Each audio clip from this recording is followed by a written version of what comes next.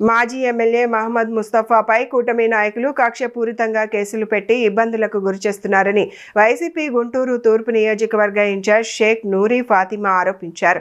సందర్భంగా మాట్లాడుతూ ముస్తఫా గురించి మాట్లాడితే ఆయనకు మరింత రాజకీయంగా మైలేజ్ వస్తుందనే ఉద్దేశంతోనే స్థానిక ఎమ్మెల్యే స్పందించడం లేదని విమర్శించారు.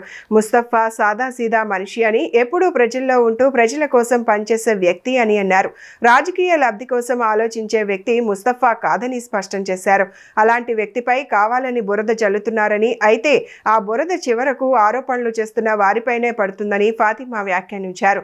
మాజీ ఎమ్మెల్యేగా, మైనార్టీ నాయకుడిగా ముస్తఫా మనస్తత్వం గురించి చిన్న పిల్లల వరకు తెలుసునని పేర్కొన్నారు.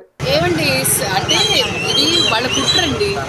నేను ఎక్కడ మాట్లాడితే నెగిటివ్ అవుద్ది అనే ఉద్దేశంతో ఆయన మాట్లాడి. ఎందుకంటే మా నాన్నగారండి ముస్తఫా గారు సాదా సీదా మనిషి, ప్రజల్లో ఉండే మనిషి, ప్రజల కోసం పనిచేసే మనిషి, రాజకీయ లబ్ధి కోసం ఇప్పుడు దాకా కూడా ఏ విషయం కూడా ఇది నేను చేస్తే నాకు రాజకీయంగా హెల్ప్ అయిద్ది అని చేసే మనిషి కాదు.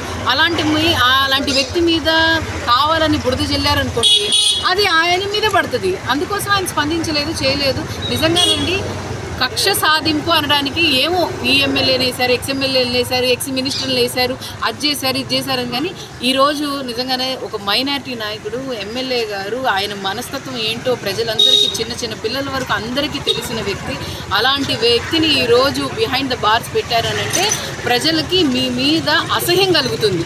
అరే ఏంద్రా అంత మంచి వ్యక్తిని లోపల వేసారేంటి అని చెప్పి ఎన్ని రోజులు మీరు లోపల పెట్టుకుంటారో అంత సింపతి గవర్నమెంట్ మీద, అంత వ్యతిరేకత వస్తుంది, అంత సింపతి జగన్మోహన్ రెడ్డి గారి మీద, వైఎస్ఆర్సీపీ పార్టీ మీద వస్తుందని చెప్పి నేను తెలియజేస్తున్నాను.